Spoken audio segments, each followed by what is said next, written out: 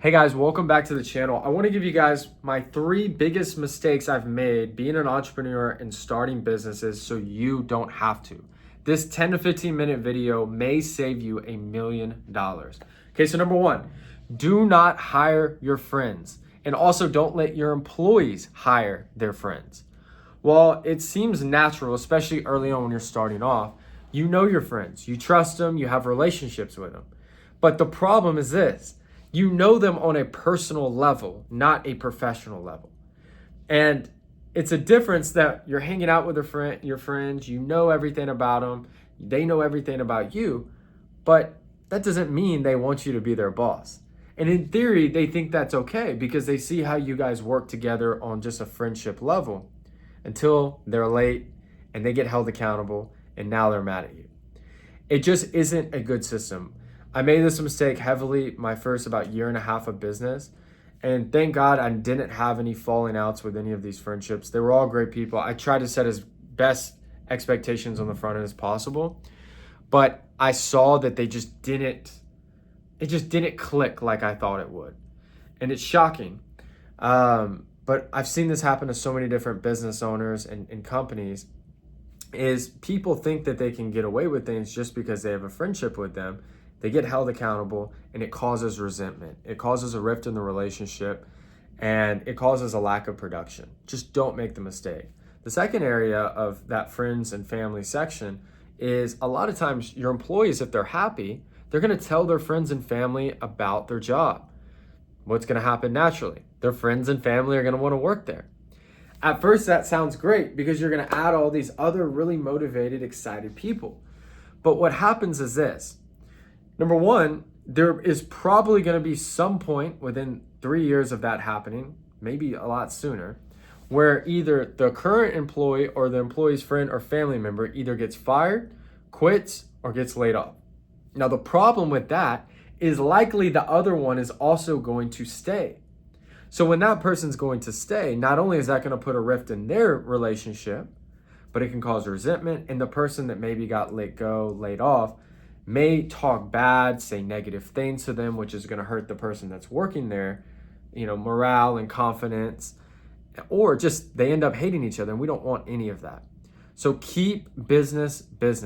I've always gone out of my way to be as unbelievably professional as possible. And the hard part is you're just sometimes going to come across crazy people. You're going to deal with mishires, people that have problems.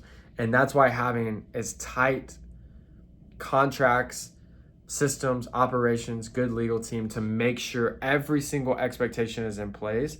So if you run into these bad hires or you make a mistake, you can get rid of them as quickly as possible, protect the company, protect everyone that's within the organization. Okay, number 2, when you're scaling your business, make sure you build out the systems to support a bigger operation and the foundation that can support it. It was right after our first year, me running my first successful business, we were pretty much all Houston based and all around Houston, outskirts, just all over, right? And so my first instinct was, we're doing great. We got best places to work. We're scaling. Every month is a better month. Let's scale to Austin and Dallas. And while we ended up doing that and eventually doing it really successfully, we did it too quick early on. I didn't realize, and it sounds dumb saying this now, but I didn't change anything about our operations and systems to support that new growth. You also have new people in new markets that lack the on-site leadership that they need to actually be successful and perform. And so what I did is I hired all these people.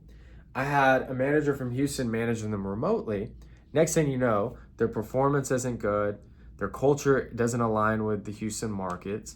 They're not producing, which means we're spending tens and tens and tens of thousands of dollars a month in each of those markets on ads and on leads and to scale and put these people in appointments only for them to not close, not be successful, cause headaches, and cause us to lose money.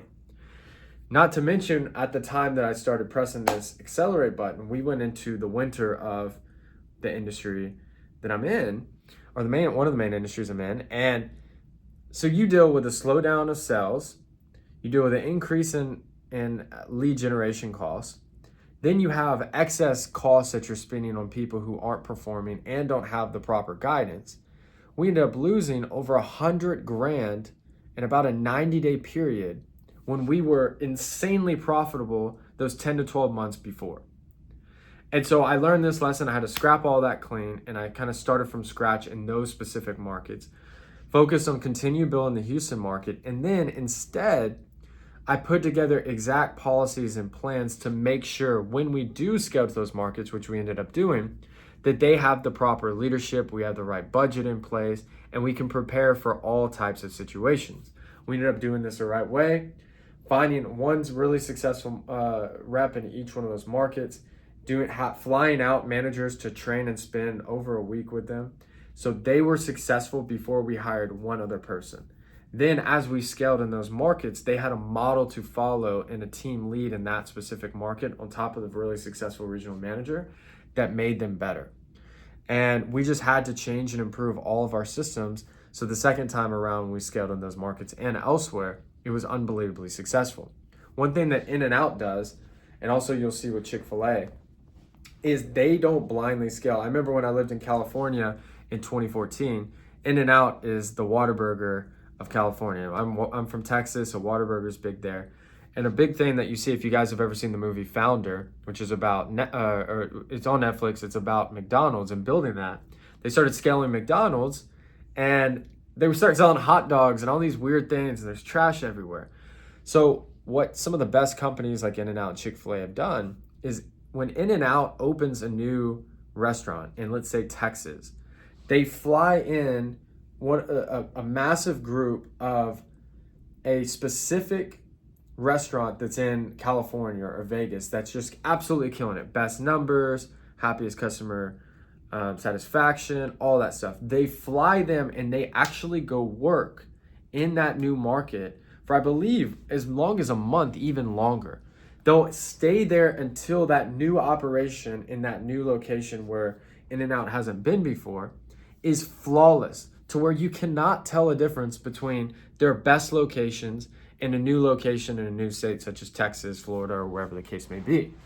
So they're eliminating the margin of error and guaranteeing success. Because think about it, if you're bringing in a team of 15 that produce the best results in Las Vegas, and all you're doing is put them in Austin, Texas, or in Dallas, Texas, or Houston, or Florida, they're just going to do the same thing. It's just a different location. The food is the same, the process is the same, the customer service is the same. Therefore, the success is going to be pretty much the same. It guarantees that that is going to be transferable at a really high quality and a high level. That is the key to all those different things. Okay, now 3, hire, especially early on. A big mistake that people make is they find people that they know or have already been working in the company. Let's say you have someone in sales and they're great, but you can tell they're not meant for sales. But you kind of need someone in project management. A mistake that I made early on is I would take someone that has a general talent. They're good at sales, they're good at talking to people, they seem like they'd be good in operations, but they've never done it before. And instead of you going and interviewing project managers with 5 to 15 years of experience, who that's all they know, that's how their brain works, and that's what they've been trained on in the past. Instead of doing that, I hired this person that I know that's been in the company that I really like, and I moved them to a different role. Well, this can happen and work if you have the time to train them.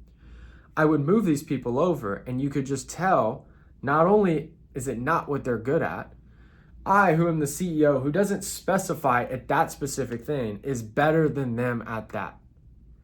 When you're hiring for specific roles, a key indicator that not only that they're the right hire, but they're going to make the business in that department or that sector of the business more successful, is that when you're interviewing them, you're learning things. If they aren't better than you by a landslide, and they should be because they specified that thing, they should not be hired for the position. And I made this mistake. I would move admins, I would move salespeople, I would move operations people, administrative people, because I liked them. I wanted them to stay in the company. But the problem is they'd be in a role that they're not actually incredible at. They would slow it down, cause issues, and then we'd have to let them go, fire them, or they'd quit 6 to 12 months later and restart again on a process or sector of the business that just is not successful. And I noticed this because I started hiring people who actually specialize in things. And it felt like all of a sudden I was a super genius because every area of the business was just accelerating forward, done swiftly, done the right way. You didn't have to hold their hand. You didn't have to spend hours in person or in Zoom training them how to do basic things that you don't even specialize in as the CEO or as the business owner. So hire specialized talent. So take these 3 mistakes, guys. They've all lost me probably over $1 million when I add them all up. So hopefully it can save you that. If you're a startup founder, business owner, or a salesperson, link below. We just started a private community by approval basis only, grantmittcoaching.com. Other than that, find me on all my socials at Grant Mitt. I'll talk to you guys soon. Hope you guys enjoy.